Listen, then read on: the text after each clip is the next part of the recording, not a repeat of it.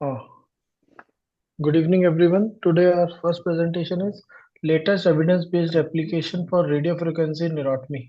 Ma'am, audible, है ना? Yes, yes. Okay.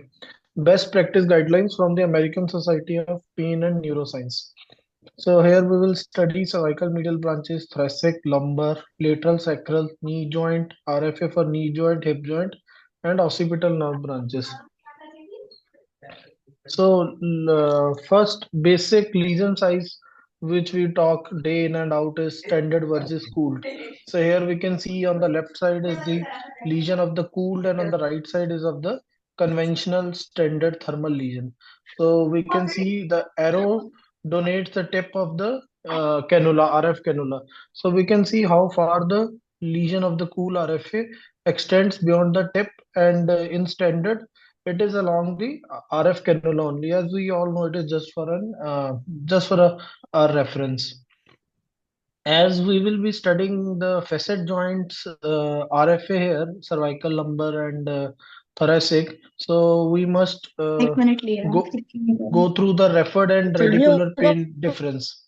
So for referred pain, the quality of pain is dull, aching, deep, poorly localized, covers a wide area, doesn't have a radicular pattern, no paresthesia, tingling, and modification for facet pain we all know is it versus with extension, better with flexion and rest. It will not have any radicular pattern. And again, radiation won't go for back, it won't go below the hip, below the knee, and for upper limb, it won't go below the elbow. So it is segmental. So in this paper, in this journal club, they in this paper they have uh, chosen this criteria, US Preventive Service Task Force criteria for quality of evidence. That is level one is which has RCT, level two hyphen one is well designed controlled non-RCT, and then Roman number two hyphen two is cohort or case studies, and then below are have poor evidence. Again, recommendation grade level they have chosen is grade A is offer or provide this services and the net benefit is substantial. Grade B is the net benefit is moderate to substantial. We can offer or provide this service. Grade 3 is there is at least moderate certainty that net benefit is small. So we can offer or provide this service for selected patients depending on individual circumstances. That is patient based, clinician based, and mutual understanding. What I could derive from their grade C's. D is discourage and I is insufficient evidence. So first is cervical branches. Current available evidence of cervical medial branches radiofrequency neurotomy. It is to be done for symptoms of axial neck pain in the absence of radicular symptoms. And procedure techniques here they have mentioned is oblique insertion and sagittal insertion. In this paper, they didn't mention the position of the patient or the position of the CM. And this is the one uh, diagram they have mentioned for the this oblique insertion and sagittal insertion. So we can see in oblique insertion they help in approaching the anterior third of SAP, and in sagittal insertion RF cannula is intended to place lesions along the lateral aspect of the articular pillar in which the medial branch nerve is located. So for best practice summary for cervical medial branch RF neurotomy is that prior to RF of cervical spine, all other possible etiologies should be ruled out. Use of MRI and CT imaging is highly recommended, but X-ray can also be helpful. They say physical examination and radiographic finding have no diagnostic or prognostic value. Only diagnostic block have with prop used and as well as the use of proper technique for both diagnostic and neurotomy procedure. Only diagnostic blocks are they say that only diagnostic block can diagnose whether it is festogenic pain or not. And evidence best was the use of conventional thermal radiofrequency. For PRF, more evidence is needed. So they say that PRF works for 6 to 12 months, pulse radiofrequency. And consensus statement is that this neurotomy may be used for the treatment of axial neck pain when facet joints has been identified. So when they say facet joint has been identified means one should go for a diagnostic block first as the etiology of pain via diagnostic block. So highly recommended grade numeral number 1 and A, the Roman number 1 and A. So occipital nerve radiofrequency neurotomy, I have combined, clubbed them. Otherwise, it supposed to be the last one because we are already really have read the cervical RFA.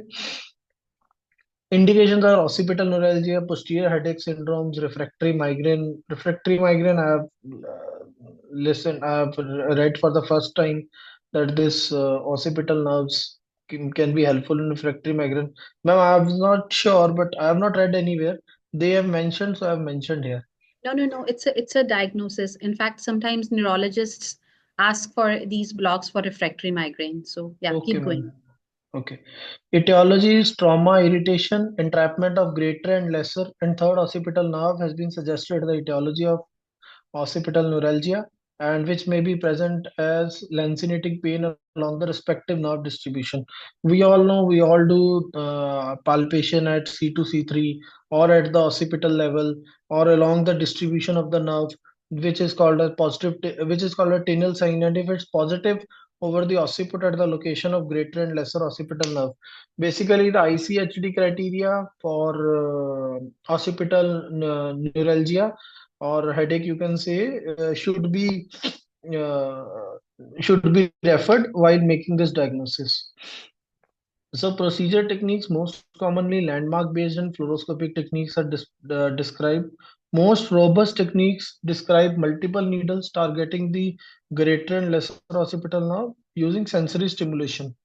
So which is again a checkpoint also, and again helps us in locating the nerves easily. Recommendation is to place the needle in parallel line as opposed to perpendicular plane in keeping with recommendation at another site. So multiple cycles of PRF 42 degrees Celsius and single lesion of CRF has been described. Best practices: use of occipital nerve radiofrequency neurotomy is primarily for symptoms of occipital neuralgia causing posterior head pain and has also been described for use in migraine syndromes with occipital tenderness. So implementation of ICHD criteria is a standard practice. Diagnostic block should be done before radiofrequency neurotomy, and other possible etiologies should be ruled out by MRI and CT.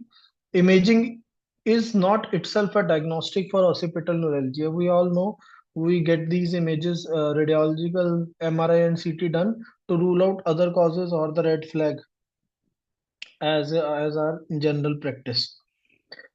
Evidence best supports the use of pulse over the RFN options. Time settings for lesion creation range from a single lesion in 90 seconds up to three lesions for 120 seconds. 6 month pain relief has been documented. Longer follow up is required for the future. And consensus statement is occipital neurotomy may be selectively offered for treatment of occipital neuralgia pain when greater and lesser nerves have been identified as the etiology. So whenever they say in consensus that have been identified as the etiology of pain, that means we one must do diagnostic block. Then only we should do RFA of these nerves. So this is the occipital neuralgia ICHD criteria. Basically unilateral, bilateral, paroxysmal, shooting or stabbing pain in the distribution of greater and lesser occipital nerve, reoccurring, severe in intensity, and pain should have dysesthesia or allodynia with an occus stimulation, tenderness over the affective nerve branches, trigger point at the emergence of greater occipital nerve or on the distribution of C2, and pain should be eased temporarily by local anesthetic block of the affected nerve and not better accounted by any another by another ICHD 3 diagnosis. So next is thoracic medial branch radiofrequency anatomy. This diagram shows that these branches, medial branches, are placed are present at the superolateral portion of the transverse process. Everywhere except T12 and L1. T12 behaves as lumbar only because the transitional vertebra. Here the This vertebra behaves both as thoracic and lumbar. So we can see at SAP and transverse process, it is a junction of SAP and transverse process like lumbar vertebra. Rest all are more or less at the superior and lateral part of the transverse process. Here the procedure technique is they have said that using either an AP or ipsilateral oblique fluoroscopic image, the radiofrequency cannula is directed in caudal to cephalate direction and advanced towards the superolateral edge of the targeted thoracic transverse process. Ashu sir, hello हाँ जी, sir इन्होंने contralateral oblique नहीं बताया इसमें. वही करना होता है हाँ इन्होंने एपी बताया तो इसमें तो वो दिखता ही नहीं ना सर. ना। अगर है आपका ना. अच्छा बट करना है तो you have to go minimum 15 degree contralateral oblique ये आफ्टर। मैंने सर इसमें ढूंढा भी, मुझे ना कुछ मिला नहीं इसका रेफरेंस ना, कि नहीं, कहीं कोई इन्होंने लिखा तो इमेज मिले तो. इप्सिलेटरल ओब्लिक लिखा है। हाँ जी. इप्सिलेटरल ओब्लिक में तो दिखता नहीं। Doctor Anchal, what do you say? Hello. Yes sir, दूसरा इप्सिलैटरल प्रोसेस हमें तभी बड़ा दिखे, मतलब जिस साइड हमने करना है वो ट्रांसवर्स प्रोसेस तभी बड़ा दिखेगा जब हम कॉन्ट्रालेटरल थोड़ा सा वो वही तो मैं करें. कह रहा हूँ, ये तो हाँ. दिखता ही नहीं। ये तो हमने अपने कभी गलती से कर दिया इप्सिलेटरल एक दो बार, जैसे आदमी नहीं कनेक्ट कर पाता हाँ तो जी. वो दिखता ही नहीं। It has to be done in contralateral. I am surprised but they have written. हाँ सर मुझे इसका ना कोई रेफरेंस मिला नहीं, मैंने ढूंढा जैसे इसकी एनाटॉमी समझने के लिए, बट फिर मैंने, चलो ठीक है आपसे बात कर लेंगे. And we have done so many, you know the, हाँ जी. एंड विदाउट एनी बढ़िया रिजल्ट आते हैं। हाँ जी. हाँ जी. हाँ जी. पता नहीं, I think I don't agree. I think all of us don't agree with this. इसके बारे में थोड़ा सा सर और ढूंढेंगे, मुझे मिला नहीं एक्चुअली ये ना इसके बारे Maybe में we can detail. write to the authors and ask, if there is any other हाँ method. लेटर टू एडिटर कर सकते हैं Letter अपन. to editor करके we can write. हाँ जी. हाँ जी. Yes yes yes. और and if they हो. want we can give them our studies ki this is what it is seen, and ipsilateral mein to you can't see anything that is beyond imagination that you can do that in ipsilateral. It's just unacceptable. So we all know that sir, मैं चलता हूँ आगे. hmm. इन्होंने बोला use of thoracic RFN is indicated again for axial mid back pain in the absence of radicular symptom. That is right.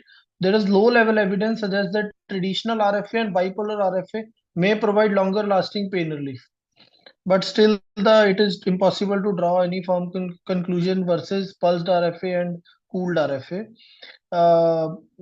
Mostly हमने तो sir, आपने जितना भी करा है आपके साथ तो वो ट्रेडिशनली करा है सर सारा, conventionally करा है. Given the location and anatomical variability of thoracic medial branches, patient should be counseled about the risk of pneumothorax, because sometimes we have to manipulate the needle at the superolateral edge of the transverse process. Physicians should have a sound understanding of thoracic fluoroscopic anatomy prior to performing thoracic RFN, because very precisely we have to place the tip of the cannula at the superolateral part of the transverse process. If thoracic pain reoccurs, evidence suggests that repeat RFN is effective. They have not mentioned the duration, but at least 3 to 6 months duration should be there. Should be a gap. This much gap should be there to repeat the procedure in spine. Thoracic facet related back pain would benefit from high quality research addressing basic questions. So they agree that thoracic facet related back pain should it requires again high quality research, so that they can have a comparison of different RFN modalities to conventional medical management and to each other in prospective long term manner. So they have given a consensus statement that again grade 2, 3C, where clinician and patient in a special circumstances, uh, by doing a diagnostic block and then going for RFA, all this can be considered. Uh, but diagnostic block should be done. There is this C means that there are only basic studies or cohort studies done, neither a non-RCT or RCT level evidence is there. So this is lumbar branch medial radiofrequency neurotomy. It is due to low back pain due to lumbar facet joint, is often treated by lumbar medial branch radiofrequency neurotomy. As we all know that facet loading and paravertebral tenderness could denote or can denote that patient has this pain coming from the facet joints, but they say that this uh, facet loading or paravertebral tenderness have minimal ability to reliably predict the efficacy of LRFN. Hence, literature illustrates that there are no pathognomic signs with both clinical history and physical examination to reliably diagnose patients with facet mediated pain or predict the success of LRFN.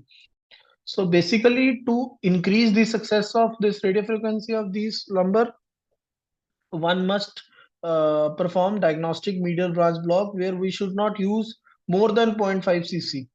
And again, MRI and CT scans have no specific finding that help diagnose lumbar facet mediated.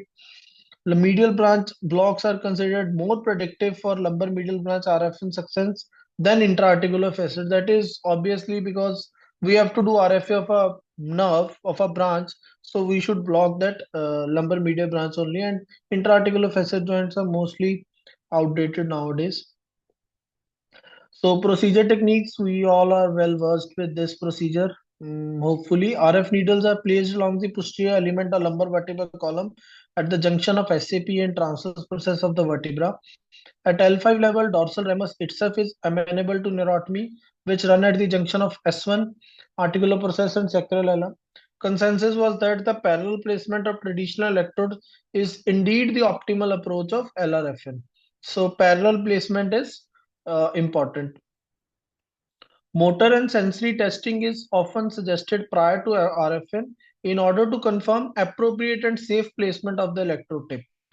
As such, injury to ventral ramus or any other unintended structure may be avoided. We all know this point very well, that we do sensory and motor testing to increase our success and also to prevent the injury to the ventral ramus. Motor stimulation is recommended for both safety and effectiveness purpose. So basically, the diagram on the left, first diagram shows that like this is the L2 vertebra, so medial branch will be L1. If L3 vertebra, medial branch will be L2. And if L4 vertebra, again, because the facet joint is supplied by the same level and one level above. And the diagram in the middle shows the placement placement of the RF cannula at the junction of SCP and transverse process. And diagram on the right side shows in the lateral view that it is at the facet joint line, and tip of the RF cannula doesn't cross the facet joint line, it's away from the foramen. So lumbar radiofrequency neurotomy is primarily for symptoms of low back pain in the absence of radicular symptoms. Prior to radiofrequency neurotomy, all other possible etiologies by way of either MRI or CT should be ruled out. It is again same. Discogenic changes doesn't necessarily rule out the use of discogenic changes, disc and facet. If disc is affected, the facet joint also gets affected. In addition to the success of initial LRFN, efficacy of repeat LRFN with pain recurrence has been shown to be highly reproducible. So repeat procedure will also be highly effective. Evidence best supports the use of conventional thermal, which we all do, and the consensus says that it's highly recommended. And lateral sacral branch radiofrequency neurotomy, there is one Leslet et al. They found provocative maneuvers to be helpful but lacked sensitivity. There is no evidence to support any provocative sacroiliac joint maneuver as a pathognomic of for SIJ pain. Hence, the use of diagnostic SIJ block utilizing local anesthetic with or without steroid has evolved as the current standard. They say histological analysis of the SI joint has verified the presence of nerve fibers within the joint capsule and adjoining ligaments. And we all know that the nerve supply is from the ventral rami of L4, L5, dorsal rami of L5, and the branches of lateral branches of S1, S2, S3, and superior gluteal nerve. There is an additional ventral innervation of sacroiliac joint that is inaccessible for deinnervation. That is anterior sacroiliac joint. They have shared two techniques here in this article. One is palisade technique, which is on the left, and another is periforaminal technique, which is on the right. In palisade technique, they say keep one RF cannula parallel to the dorsum of the sacrum, and along these foramens, it will capture the maximum lateral branches. And for this periforaminal, they have shown all these points. We have to keep the RF cannula at these points. And in the palisade, they say palisade is a bipolar technology. And this periforaminal technique is obviously it is a monopolar. So multiple lesions along the suspected trajectory of the lateral branches are recommended. Bipolar techniques captured a greater percentage of lateral branches than traditionally used monopolar, and they say monopolar capture rates are 49 to 64. Regarding the locations of actual thermal lesion, it was found that use of the palisade technique was the most optimal in capturing the lateral branches. Periforaminal was found to be an adequate alternative, but requires multiple lesions. As shown in this diagram, we have to keep the multiple cannula at the lateral aspect of S1, S2, and S3 foramina. So, diagnosing SIJ pin consists of physical examination, including multiple provocative maneuvers. Best predictive power is found with positive provocation, utilizing 2 or 4 selected tests. So, if none of the 6 tests reproduce pain, SIJ pathology may be ruled out. Prior to RF of the lateral sacral nerves, other possible etiology must be ruled out by way of imaging. Contraindications for this neurotony is sacral fracture, tumor, radiculopathy, infection, and coagulopathy. Diagnostic block for the lateral sacral branches is highly recommended, and there's a recommendation for 50% or greater reduction in pain prior to advancing to RF. Use of bipolar or cooled RFN is ideal to ensure that lateral branches are captured with larger.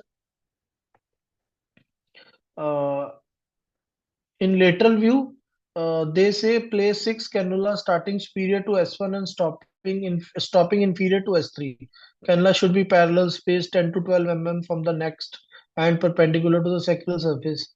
Almost this we don't place so many cannula in cooled RF, but we do in our practices. We place 3 cannula and they are almost parallel, and their location is relevant to S1, S2, and S3 foramina. Use of monopolar RF has been shown to be effective clinically, but multiple RF cannula passes or the use of periforaminal technique is recommended to create larger size lesions. It will require multiple cannulas to be placed.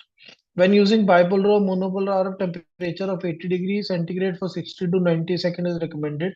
Use of large strip lesion is able to capture most of the lateral branches with a more medial placement of RF probe. Medial placement will help in capturing the lateral branches more effectively.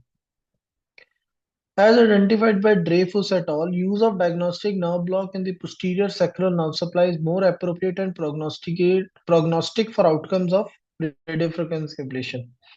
So consensus is grade 2-1 may be used for the treatment of posterior sacral ligament and joint pain following positive response to appropriately placed diagnostic block. So इसमें new thing is that we must do diagnostic nerve blocks of these joints, probably not of the intra-articular SIJ. Radiofrequency neurotomy for peripheral joints. So first will be for the knee joint. They say that it can be utilized for treating rheumatological joint disease. So if anyone can throw some light on this point about rheumatological joint disease, post arthroplasty pain, metastatic disease, again metastatic disease, osteonecrosis, and chronic infection. Few of the indications are probably not routine indications which they have mentioned. Capsular and intra-articular innervation of large joint is complex.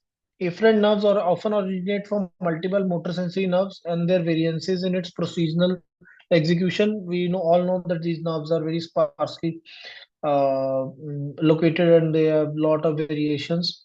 The result demonstrated the increased effectiveness of revised targets are in general more posterior in the knee than classical landmarks. So in the lateral, we should keep the needle bit posteriorly. They say that nerves, this genicular nerves, they converge there.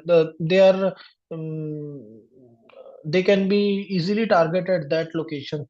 Uh, Traditionally, we can get better stimulation at that level. Traditionally, fluoroscopy has been used to guide needle placement of RFN, predominantly targeting the genicular nerve as their course along the periosteum, which we all do. More recently, ultrasound has been shown to be an effective method of image guidance for RF knee procedures. These days, this paper says that ultrasound is also an effective method, and they have advocated the use of ultrasound more. Effective therapy for chronic knee pain due to conditions such as OA and post-surgical pain. Sound anatomical knowledge is must. Evidence-based parameter for electrode setting are 70 to 80 degree for 90 to 180 seconds. In terms of technique, targeted genicular nerves for conventional and cooled RF include spiromedial, spirolateral, and inferior nerves. Larger lesion size increases the likelihood of success. That's why we use pooled RFN. Here also they say pre-ablative diagnostic blocks increases the success and prognostication. Motor testing prior to ablation should be considered. So they say the further research is required, and that should include examination of demographic factors like BMI, gender, severity, improve patient selection and utility of prognostic block, and repeat RFN. All these factors should be considered in further research work. Overall, ultrasound was found to be an effective, safe, non-ionizing, and technically achievable method for RF procedures of the knee, and that the genicular nerves are the preferred targets. So these are the few studies written in below 3 points. These are the all RCTs, and through which they have concluded that genicular nerve RF neurotomy may be used for the treatment of osteoarthritis related and post-surgical knee joint pain. Grade 2 1B, that non-RCT studies have been done, and B means we can offer or provide this service. That mm, uh, net benefit is moderate in by this procedure. And we can all see in this diagram the placement of the spiromedial and then spirolateral and inferior cannula, capturing, trying to capture all those nerves. And this is a post-surgical patient. Now the last is current available evidence of hip joint radiofrequency neurotomy. So this is not something which I have not done in my routine practice, and this is very probably not that that comes in a common practice. So the supplies, hip joint supplies by the articular branches of femoral and obturator nerve. So we can see anteromedial capsule of the hip is supplied by the branches of the obturator nerve, while the interior capsule is innervated by the branches of the femoral nerve. Current ablative techniques focus on targeting the interior hip. Posterior hip joint is supplied by the articular branches of the sciatic nerve, and accessory obturator nerve is not difficult to localize because not in present. It is only found in 10 to 30% of individuals. So in the superior part above the acetabulum, superior and the lateral part, we can see the articular branches of femoral. Below in the inferior and medial, we can see the articular branches of the obturator nerve. So this is just for people like those who are junior in this society. They can see that sometimes this is very a good chart for the interior, lateral, and posterior hip pain. Interior is iliopsoas impingement, stress fractures of femoral neck, pubic rami, acetabulum, causes of interior hip pain, osteoitis pubis, and adductor longus tendinopathy. Lateral hip pain is gluteus medius minimus tendinosis, iliotibial band, trochanteric bursitis, iliohypogastric lateral femoral cutaneous neuropathy, labrum tear, referred pain from lumbar spine, referred pain from sacroiliac joint, femorovestibular joint pain, proximal hamstring tendinopathy, sacral stress fracture, piriformis syndrome, for posterior hip pain, ischiofemoral impingement, sciatic and pudendal neuropathy. And also, once Dr. Ashu sir has taught us that whichever patient uh, complains of this groin pain or inguinal area pain, we must always do the movement of the hip joint of that side. That is very must. We should not take it for granted that is okay, this will be some entrapment of the nerve or it will be a testicular pain like that. We should always do the movement of the hip joint on that side. And also we must check the for the SI joint provocative maneuvers also in that patient. So this is again the explanation of the diagram which we have already discussed. Articular branches of the femoral nerve are between the inferior iliac spine and iliopubic eminence, and obturator nerve are below, uh, along the inferior medial acetabulum. So this diagram is not from the article. This is taken from, I've taken this from the another article. Here we can say the interior inferior iliac spine and iliopubic eminence. Between these, it's a nerve located, and they have shown how to place the this red. They have placed the ultrasound probe and they have shown the course of the needle. So this is how they target with the help of ultrasound. Basically, in this patient, this article was for the fracture of the this fracture of the femur. They did chemical ablation of these branches. So the images are from that article. So that was for femoral nerve, articular branches of the femoral nerve, and this is for the articular branches of the obturator nerve. For the first, they have kept the probe like they have shown on the one in the diagram one, and then they say that probe has to be shifted, moved caudally and medially. Then we can target the at the level of infero-medial acetabulum. We can target the articular branches of the which IMA they have written is infero-medial acetabulum. So at this level, we can target the articular branches of the obturator nerve.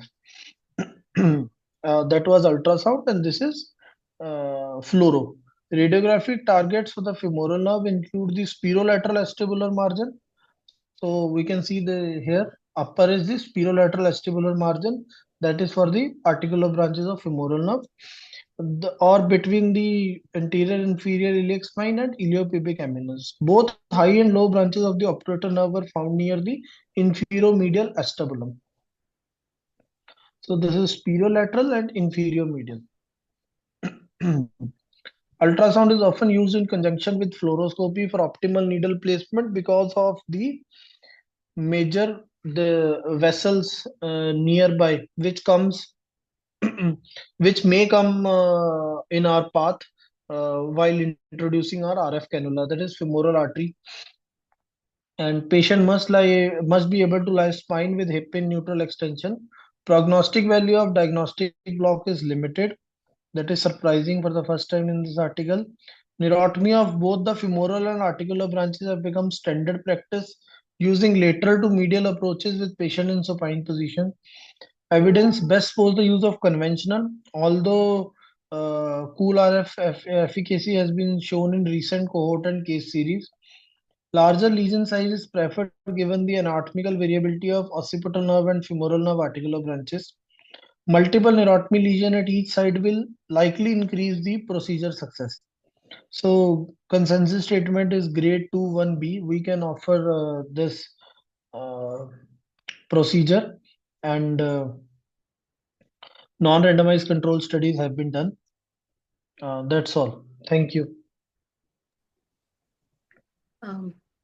Great presentation, Dr. Deep. Actually, you have put in a lot of efforts. So regarding, I don't see any question in the chat yet. Can I make a comment? Yes, sir. Please do, sir. Yeah. The only thing, just quickly, I would like to, of course, congratulations, the excellent presentation. You have included your personal experiences and also. Again, regarding what Dr. Ashu was saying and what you were saying, Dr. Anchal, and absolutely correct. But when this is regarding thoracic facet and thoracic median nerve block. The middle branch block, of course, even if you're absolutely correct, these are the guidelines which are saying. But if you read Prithvi Raj, again, the Prithvi Raj also says oblique, ipsilateral. That's something. I'm sure you can always, all of you must have gone through the Prithviraj regional anesthesia and this whole thing. Even he says oblique ipsilateral, for placing your RF cannula and even for giving a diagnostic block. So that's very surprising. And I think you're absolutely correct. You need to make a letter to the editor or whatever you want to say, but this is something which needs to be highlighted, isn't it? Yes, sir. So I'll go through. I'll go through with that book also. So you're Yeah, talking about the older version or newer version, sir? Older version was that yellow book cover. right. Uh, I don't remember. Okay. But it was somewhere in the middle of the book. Yeah, it must be Obviously, you can thoracic. say after. It comes under thoracic interventions only. I mean, the way he has described cervical, thoracic, and Yes, lumbar, yes. somewhere over there it comes. Okay, So I'll go it is through, not sir.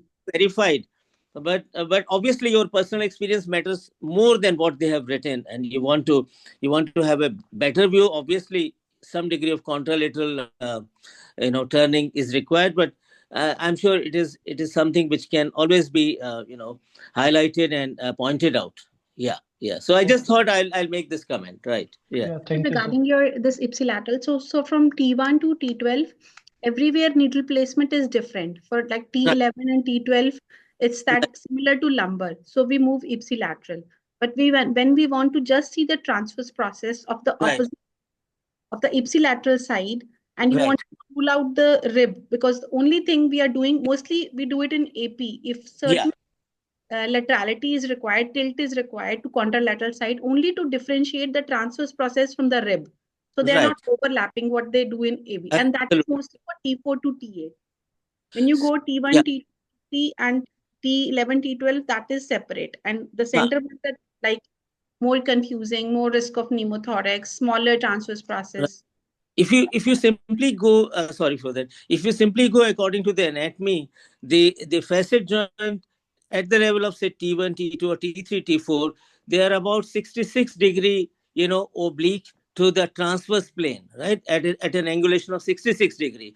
But Yes. as you go below T4, even up to T11, T12, it is around 75-degree in relation to the transverse plane.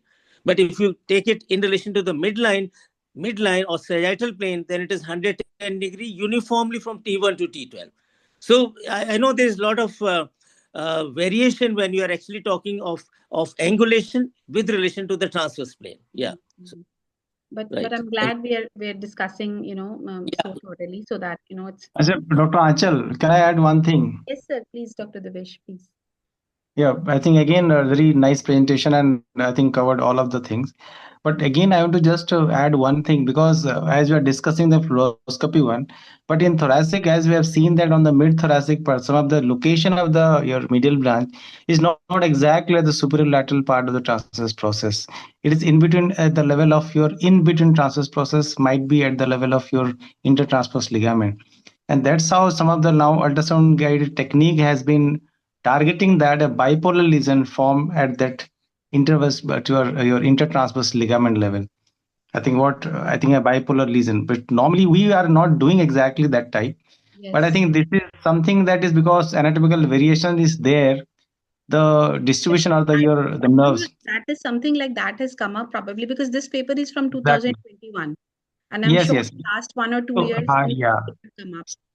So that's why I'm adding, because it's a recent one, that is because yeah. Actually, Devesh sir, there are very minute or there are nerves are located at each level. They are differently located, but the difference is very millimeter Exactly. type sort of. Exactly. Yes, Divanshu, you are right. Absolutely. I Hmm. think what we can, in practice, what you can follow is that, suppose you are giving a diagnostic block. That's why it is very Yes, important. sir. If you are Hmm. not getting the effect, so that might be you are missing the nerve at Yeah. that superlateral part. So in Yeah, that yeah. case, patient normally have a effect when you give a erector spinae block, but when you are giving a low volume, that there is no effect. So that Yeah, means somehow that nerve might be not in that even that superlateral. is the reason why RF manual has Exactly. also explained cooled RF technique also. But Yes, yes. we have So never done that because yeah. uh, So we, I we just used to get good results from traditional only conventional. So just my question, anyone having experience of making bipolar lesion in this thoracic area? Because I have not done. So anybody can just, if somebody has done, because that, that is going to only help if you are making, because otherwise to get a pinpoint lesion is too difficult, as you said, obviously. I think bipolar we haven't done, and the literature also is very scant in bipolar. Like people probably ma'am. have recently started using it, maybe because earlier it was just conventional, which was mentioned. See, we do it with the conventional method with the 10-5 cannula. And if your needle is parallel to the nerve and it is going towards the tip, and you do 3 lesion because it is a curved cannula, and at 80-90, in most of the patient you can get good results. And I think that's bipolar where the cannula, role of sensory stimulation come in. If yeah. it's less than So then 0.5. you do sensory motor stimulation, and you may not find sensory motor stimulation in all of the position. Like when cannula is turned up, maybe it is not there, but when you turn down, the this stimulation comes. And I don't think bipolar cannulas are available in India, so that is a big problem. Otherwise, we can do that. Otherwise, doing conventional, and if you can, what we were discussing about contralateral, but the best part about that is with contralateral oblique technique, you can place the tip of the cannula exactly parallel to the nerve. And when you give 3 lesion, one up, one middle, and one down, in most of the cases, probably, they will agree we are able to, Haan ji, sir. give very good results in all the patients. Stimulation Very less in lumbar stimulation, we used to get at 0.2, 0.3, but in thoracic also we used to get stimulation at 0.5, 0.4, 0.6, 0.5, 0.5, maximum 0.6, not more than that. So sometimes that you will get stimulation in one position, position up or position down, Yeah, but in thoracic it ultimately varies. thoracic you can get that. Very rarely that you don't get stimulation, but bipolar cannulas are not available. I have never seen, and nobody has talked to us. And though it is available in the latest machine of this Kulif, but we don't have bipolar cannulas as such with us. And regarding your question, Dr. Deep, regarding rheumatological joint disease. Yes, So, ma'am. even in last journal club, we discussed about, like, for example, sacroiliac joint. So in any rheumatological disease, when, patient are referred to us for, like, overall disease is controlled, CRP is fine, but only knee pain is hurting. Knee pain is more than the any other, like, joint pains because of maybe overlapping osteoarthritis or because of the weight of the patient, or sometimes shoulder arthritis. So you can do RF like any other you would do otherwise. Okay, That ma'am. was the indication for rheumatology. That they have also They mentioned, ma'am, do steroid metastatic injection. disease, osteonecrosis in the starting, but in the concluding they have They have excluded just all other. mentioned post-surgical and osteoarthritis. Yes, But yes, for yes, ma'am. rheumatological also, like, they do knee steroid injection for osteoarthritis, but then Ah, they do for rheumatological as well.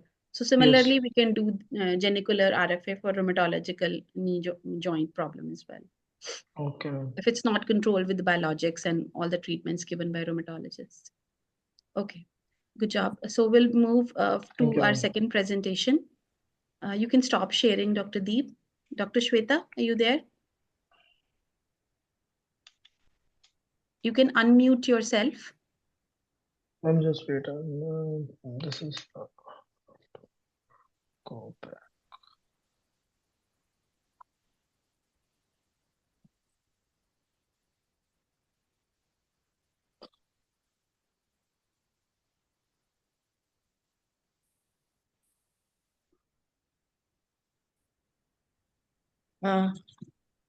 Good evening, everyone. I am Dr. Shweta, and I shall be presenting the pharmacological management of neuropathic pain in India, a consensus statement from Indian experts. Now, the International Association for a Study of Pain defines neuropathic pain as pain caused by lesion or disease of the somatosensory nervous system. It may be localized at the level of peripheral nervous system or central nervous system. Typical clinical manifestations of neuropathic pain are spontaneous burning pain, electrical and shooting pain, allodynia, and hyperalgesia. Associated physical and emotional distress significantly impacts the quality of life. It affects the brain neurons in regions associated with sensations, emotion, cognition, integrative processing, and pain modulation. And maladaptive changes in these regions lead to changes in behavior as suggested by frequent association of neuropathic pain with depression. Now, pain is essentially caused by tension or disease of somatosensory nervous system, and the various clinical manifestations of neuropathic pain are spontaneous burning pain, electrical and shooting pain, allodynia, hyperalgesia, etc. Now, what are the dilemmas in pain management? Actually, there is a need of expert consensus guidelines. There is a scarcity of pain doctors in India because pain is relatively a newer emerging domain. There is hardly any structured pain degree or diploma courses in the medical curriculum. Only recently, some of the major institutions have started DM in pain medicine. Neuropathic pain is often treated as simple pain and hence neglected. Now, why is there a need of expert consensus guidelines? Because at present, the doctor patient ratio is 1 is to 1700, and the government of India is targeting to reduce it to 1 is to 1000 in the next 10 years. Factors which need to be strongly considered for effective management of pain include presence of multiple etiologies, availability of drugs, choice of therapy, disparity in dose, and the affordability of treatment. A recent survey shows that low dosages of drugs such as amitriptyline, pregabalin, and gabapentin are preferred by majority of Indian healthcare providers for the management of neuropathic pain. Now, how do we assess pain in our day-to-day life? Neuropathic pain assessment for everyday use. For this, questionnaire has been developed, DN4, of neuropathic from non-neuropathic pain. The first question this addresses is collecting information about the description of pain, such as the nature of pain, which includes burning, squeezing, painful, cold, electrical shock like, and lanciating. The second question screens the patient for paresthesia, dysthesia by asking for symptoms such as pins or needle sensation, tingling, numbness, and itching, etc. The third question evaluates the patient for sensory deficits through physical examination and reveals touch hyperesthesia like soft brush sensation, pricking hyperesthesia, heat hyperesthesia, and cold hyperesthesia in the area of pain. And the fourth question finally assesses the patient for evoked pain that is caused or increased by brushing, pressure, or a finger that usually would not provoke pain outside the pain area with cold or heat. A cutoff score of 4 was reported to have a predictive value of 86, city of 89.9%. Now, the management of neuropathic pain. What are the challenges while we manage neuropathic pain? We have unwanted side effects, multiple day-to-day dosing, modest efficacy of topical treatments, and their local side effects. Then there is a very delicate balance between pain relief and adverse events, which are directly linked to the treatment adherence. And worldwide, various international guidelines provide treatment recommendations for neuropathic pain. Like these are the three guidelines which have been taken internationally. This is the European Federation of Neurological Sciences, Canadian Pain Society, then our Indian Institute of Health and Care Excellence, where we can see that gabapentinoids and pregabalins are the first choice in almost all the guidelines. Then in the capsaicin 8% patch, tramadol, other opioids, they include the second line, and the third line is strong opioids, botulinum toxins, and cannabinoids, as per the Canadian Pain Society. Similarly, these are the charts which show the dosing recommendations and the drugs for management of neuropathic pain. We can see the various dosing recommendations, like for pregabalance, it is initiating 50 mg at bedtime, increasing to 75 mg in 48 hours every 4 to 5 days. And the maximum dosing, we can go up to 450 mg per day in 2 divided doses. Of course, the adverse effect would include dizziness, vertigo, sedation, dryness of mouth, peripheral edema, etc. But contraindications and precautions also have to be kept in mind, that doses need to be reduced in renal insufficiency. And the additional benefits that they provide is that they improve sleep and reduce anxiety. Similarly, for gabapentin, we initiate at a slightly higher dose, around 100 mg at bedtime, or we can also give 100 mg thrice daily, then carefully titrating it up to 300 mg 2 to 3 times daily by week, decided by efficacy and tolerability. The maximum dosing for gabapentin is around 1800 mg per day in 3 divided doses. The adverse effects and precautions continue to be the same. Then for drugs in the SNRI group, that is duloxetine, initiated at 20 mg once daily at bedtime and titrating it to 60 mg in 2 divided doses after a week. Then 60 mg is usually optimal dose to provide efficacy with tolerability. And the side effects might include nausea, vomiting, constipation, decreased appetite.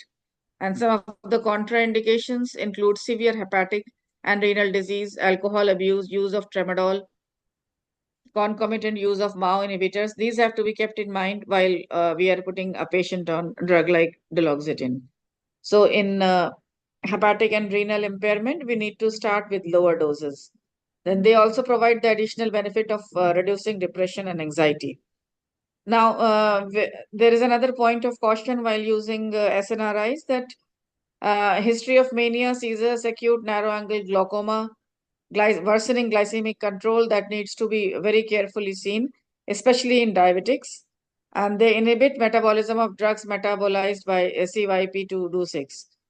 So increase suicidal risks set to increase with duloxetine.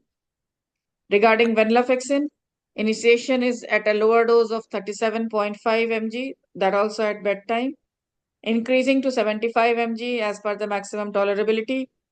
And maximum dose which can be used is 225 mg per day.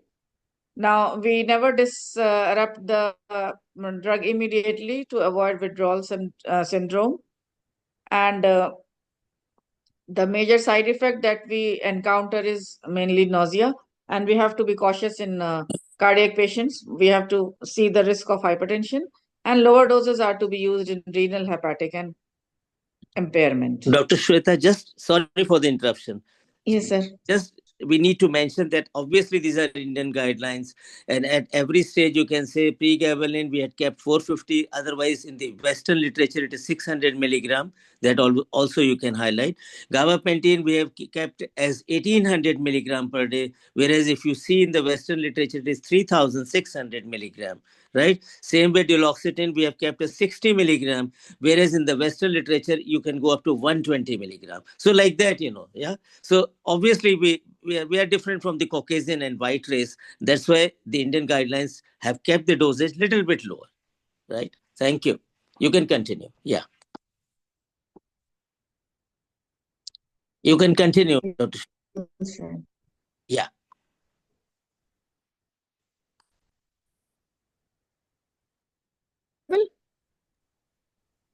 Yes, you are audible. Yes, please continue. Yeah, we start with the lower dose, 10 mg, titrating upwards slowly to maximum of 50 to 75 mg in 2 divided doses. Then the side effects will include anticholinergic effects, sedation, dizziness, etc. And if we are using tramadol concomitantly, then we have the risk of serotonin syndrome. So drug interactions need to be carefully monitored with antiarrhythmics, MAO inhibitors, antidepressants, etc. And they also may increase suicidal risks. So caution has to be used in elderly patients. With non-triptyline, initiation is done with the lower dose as amitriptyline, and maximum dose we can go in Indian patients is usually up to 150 mg per day. single or divided doses. Then regarding opioids, tramadol is initiated with 25 mg and titrated by 25 mg per day every 3 to 4 days to achieve a maximum of 100 mg 3 to 4 times as tolerated. Then dizziness, vertigo, constipation, sedation, nausea, and vomiting are common side effects which are seen with the tramadol. And concomitant use of alcohol and other CNS or respiratory depressants, tricyclic antidepressants, SSRI, and SNRIs is cautioned. Now, regarding the approach to treatment, initially for the first line agents, we treat for around 12 weeks, and dose titration to lower strengths or tapering off can then be attempted. The treatment response is evaluated at every 2 and 4 weeks, and in case of lesser response or partial response, dose titration to higher strengths can be attempted. If there is a persistently poor response, then of course we need to add a second class of drug in addition. In case of use of gabapentin as the first therapy, addition of tricyclic antidepressants such as nortriptyline or SNRIs and vice versa can be done. Tricyclic antidepressants should not be combined with serotonin reuptake inhibitors as their target mechanisms are essentially similar. So additionally, drugs from second and third line categories can be considered. Among second line treatments, use of opioids and tramadol can be used as additional agents. Use of strong opioids is restricted. So tramadol remains as an option for clinical use on an OPD basis, 50 to 200 mg per day, and it is found to be effective and well tolerated with improvements in quality of life. Now, we are also using some fixed dose combinations which have certain advantages as well as disadvantages. Advantages include that they are addictive. The disadvantages are addictive in action. We reduce polypharmacy, allow for lower dose use, lesser side effects of individual drugs, and improve patient compliance. But the disadvantages may be that dosing flexibility may not be possible, and it may be difficult in comorbid conditions such as hepatic failure. So the expert opinion that is given is that rationality is the most important factor when we consider combination therapies, because including sustained release formulations along with the demonstration of sufficient efficacy and safety. An improvement in efficacy with no burden of additive or higher side effects should be the approach for providing combination treatments. This is somehow depicted in a chart how we do the treatment approach for neuropathic pain, starting with oral monotherapies using either gabapentinoids, TCA, or SNRIs, then following up the evaluation at 2 to 4 weeks. If we have adequate response, we continue the treatment. If we do not have the adequate response, then of course we need to switch to the treatment. If again we get the adequate response, we either by increasing the dose or addition of any other dose, we continue. Still, if we do not get response or it is not well tolerated, then of course we have to look for combination treatments. And further, if we still fail and there is no response or not tolerated well, then we should give a specialist referral and consider additional treatments like tramadol, physical, physio, psychological behavior treatment, all these. So that is what has been shown in this chart. Now, why and when do we need to refer pain to a specialist? Immediate referral to a specialist care is suggested in the following situations. When there is a failure to respond to true drugs from different classes at optimal doses. Then if there is a long-standing neuropathy, suspected polyneuropathy, there is significant sensory disturbance, or any associated motor disturbance, or if there is contraindication to any first-line medication. Now, also they have mentioned guidelines on individual neuropathies which are commonly encountered, like diabetic peripheral neuropathy. Tuning fork examination, being a basic screening tool, should ideally be considered for screening of neuropathy on an annual basis. Differentiation of DN from lumbar radiculopathy is essential because clinically DN is more symmetrical as against lumbar radiculopathy. Low-dose TCAs are still the first choice treatment if there are no contraindications. Gabapentinoids should be the first choice whenever available or in cases of intolerance to tricyclic antidepressants. Optimal treatment duration is 12 weeks or more for satisfactory pain relief. Consequent prevention and treatment of hyperglycemia and management of cardiovascular risk factors which exacerbate the polyneuropathy are needed. Then in case of post-herpetic neuralgia, treatment should be started during the prodromal phase. Panciclovir is a choice over acyclovir if available because it is a better patient compliance. Pregabalin can be started from day 0 of herpes. Low-dose amitriptyline can be utilized as an add-on therapy. Utility of other agents like methylcobalamin and magnesium sulfate remains unclear and are not advised. Interventions such as nerve blocks, epidural steroid injections, and pulsed RFA may be useful in intractable cases, which are of course restricted to the dermatomes involved. Then recent investigation from India shows that multimodal intervention with pulsed RFA and pregabalin is associated with early pain relief and greater rise in brain-derived neurotropic factor rather than pregabalin alone. Then in cancer neuropathic pain, paclitaxel and docetaxel are common associations for neuropathic pain. In case of uncontrolled pain, drugs like capsaicin, strong opioids, transdermal fentanyl, buprenorphine, etc. may be tried. However, due to unavailability of drugs like capsaicin in the country and strong opioids being controlled substances and not so easily available, transdermal fentanyl and buprenorphine patches may be tried and are usually well tolerated. There is no data on prevention of cancer neuropathic pain available in Indian setup. For trigeminal neuralgia, medical management remains the first line treatment. In carbamazepine unresponsive patients, baclofen may be tried. If neuropathy is present, tricyclic antidepressants can be added. Tramadol has never been found to be very much useful in trigeminal neuralgia. Failure of pain relief with 3 medications in optimal doses qualifies for surgery or any other interventional management. Then, of course, we have the interventional treatment options wherever available, like gastrin ganglion radiofrequency ablation, peripheral nerve blocks, and finally the surgical management.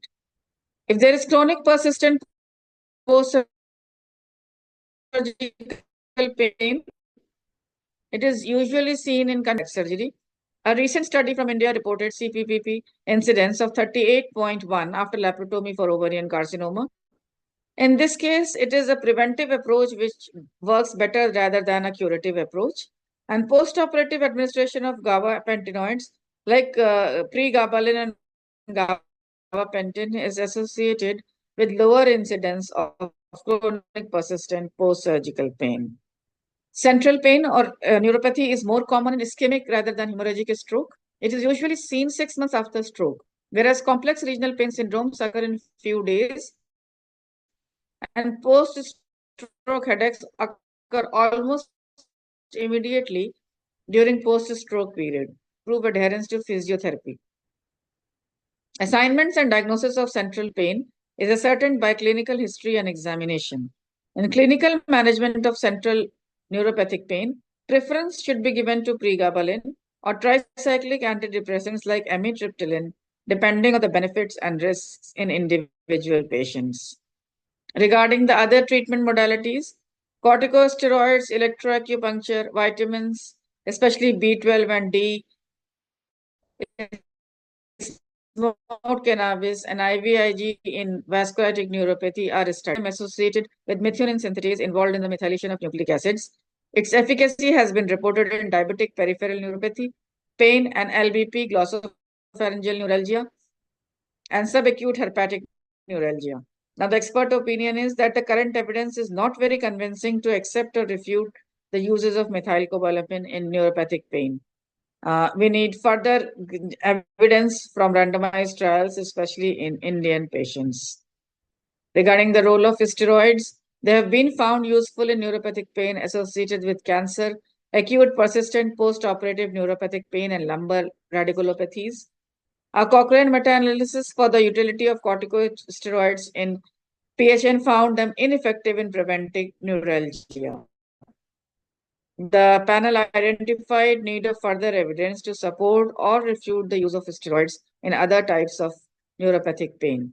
So the expert opinion is that there is a need to generate further evidence to support the utility of steroids, corticosteroids, especially in the management of neuropathic pain.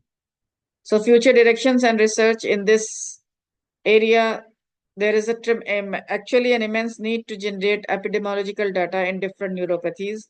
Physicians across India need to publish their observations on the incidence and prevalence of neuropathic pain, which will help understand and lessen the true burden of neuropathic pain in India. Genetic tests to identify single nucleotide polymorphisms and their responses to treatment need further evaluation in multicentric studies. Their routine use is therefore not indicated. Thank you. Okay. Ashok sir, any comments or any addition information? And first of all, like, thank you for writing these, guidelines. In fact, the higher doses which has been mentioned in your paper, we are not able to even go up to that level. Exactly. Patients are very sensitive to, and everyone must agree who have used it actually. Right. Actually, you are absolutely correct, Dr. Anchal, and thanks, Dr. Shweta. Excellent presentation.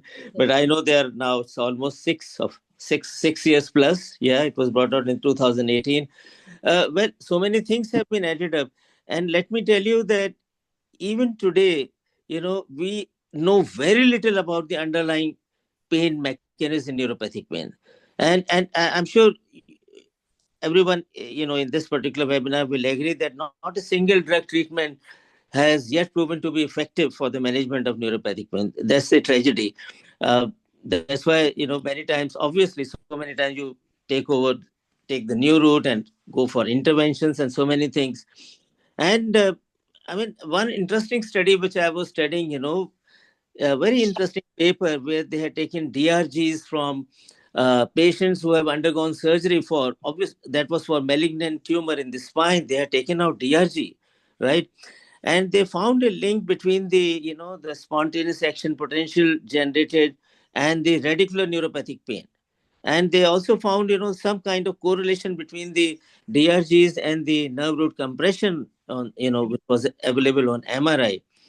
And even mechanical compression of DRG and the inflammation. Now, the inflammation is very important, I'm sure you will agree with me that, obviously, we all talk about nucleus pulposus and all that, the degenerating nucleus pulposus, and all those kind of things are released. And they say even the acidity of the degenerating nucleus pulposus is something which which may matter, but again we have lack of studies in this regard. And they also say that when you come to certain channels at that particular level, that means the TRPV1 and acid sensing ion channel or ASIC along the sensory axons, they may play an important role in the pathophysiological mechanism of neuropathic pain. So that is something which needs to be understood, and it will, I don't know, the literature is not too much available in that regard. And but yes, we all know that yes, you have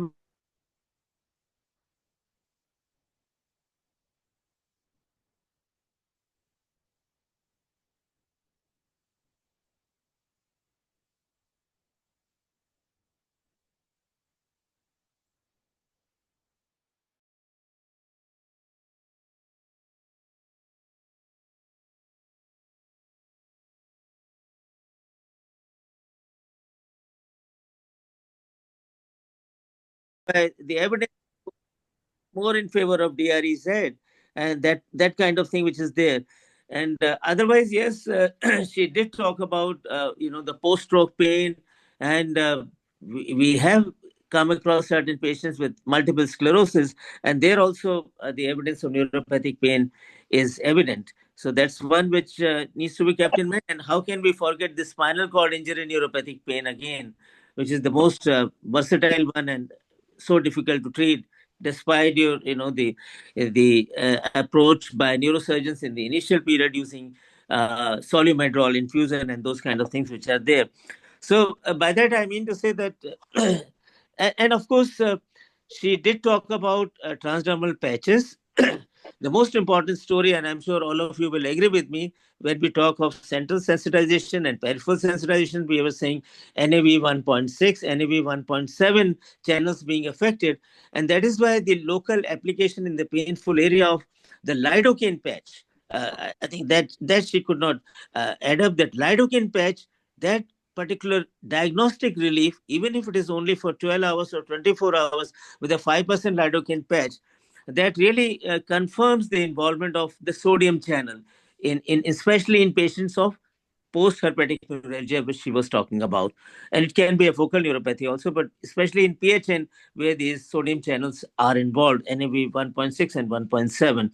So, uh, and how can we forget that there have been so many trials in the sense that uh, people have tried so many things, but they have abandoned some of the trials. But even local application of menthol, etc., gives it transient relief, not too much.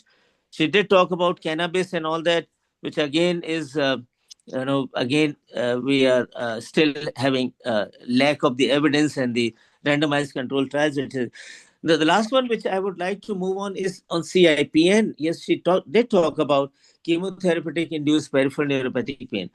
The interesting thing here is that the underlying mechanism is not the same as we have in the neuropathic pain produced by diabetic peripheral neuropathy.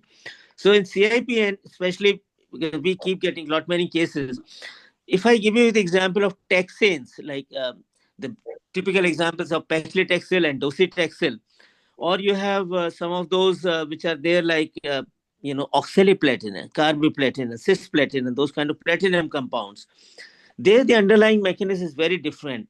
It may be either axonal degeneration, or it may be a kind of defect in the axonal transport. And the latest guidelines of the American Society of the Clinical, if you ask me, obviously that time it was not there, they have named duloxetine as the drug of choice in the management of CIPN or chemotherapeutic induced neuropathic pain. In fact, they say that that's the only drug which is giving them results, which is giving relief, whether you started right from the perioperative period or you started in the postoperative period. Oxaliplatin, like duloxetine, anywhere in the dosage of 30 milligram BID to 60 milligram BID, of course, very rarely, but mainly 30 milligram BID or 60 milligram per day. So they say that that can be taken as a first line treatment. But again, the evidence in favor of duloxetine, there are limited number of trials which are actually available. So that's why we need to generate more studies before we really can comment that duloxetine is a drug of choice in CIPN. Hence I the use said, of Dr. Ashu, different can you add something, Dr. Anchal? So, Yeah. hence the use of different requirement, because the mechanism of having neuropathy, even though the symptoms may be similar, but the mechanism, the cause behind the neuropathic pain is different. Hence the first line changes, and like in fibromyalgia, Yeah. since pregabalin helps in decreasing anxiety as well, which is associated symptoms in fibromyalgia, and hence similarly other things. Naresh sir, you want to say something? Dr. Anchal, very good topic has been discussed. Dr. Shweta has presented very nicely. I want to discuss two, three things in the neuropathic pain management. One thing, the cannabis, smoke cannabis, I think it's almost out of the vogue right now. We are using Gangaram the cannabis with the sprays and tablets, and we are planning one study also to make RCT with Ayurvedic doctor in the ethics committee. Are you using So the the oral drops as well? The oral drops one as no, well? no, we are just using oral tablets, and it works very nicely because it makes the pain sensation modulation to the hypothalamic limbic cortex is sweet one. One thing, we are going much more in the cannabis work. It works miracle for the patient. Second thing, I want to add the gabapentin. We are adding with the nortriptyl as the first choice, then adding with the other. Just like diabetic neuropathy, L-carnitine, we are putting on that with. In my personal experience, it works very nicely. Okay. So I have gone through the Indian studies two or three. Rather than increasing gabapentin and pregabalin in the higher doses, it Then know how it works. If you add on the drugs, both of the drugs at a time, it works miracle. One study done at the BHU long time back I have gone through. So rather than increasing gabapentin only dose, gabapentin to the 1200 milligram per day, it's better to add the pregabalin that time. So my insight is like this way: I use the cocktail therapy in the patient that is whichever are refractory to the treatment, and I am putting the patient on the second visit if the patient not getting relief with the cannabis, Trilokia Vijayavati in the oral tablet form, half tablet BD, then going to one tablet BD. It works very nicely. So it's very thought provoking for me also for neuropathic pain. So it's cannabis is a really making something new, and by mixing the pregabalin and gabapentin is a much more better choice rather than increasing one dose alone. And duloxetine is a better choice for other drugs for the fibromyalgia and other chronic fatigue syndromes. I think so. So there is a word of caution about Dr. Dua for cannabinoids. I have gone through how we can use this cannabinoid oil, because now you might be seeing a lot of company marketing these products, and I had a lot of pressure to use this. But I tell you one very serious thing. As if now in India, drug controller has only authorized the use of cannabinoids in the use of epilepsy for allopathic doctors. Absolutely correct. Yeah. So if you are an allopathic doctor, you can't prescribe CBD oils and cannabinoids in your prescription. It has to be prescribed by Ayush doctor.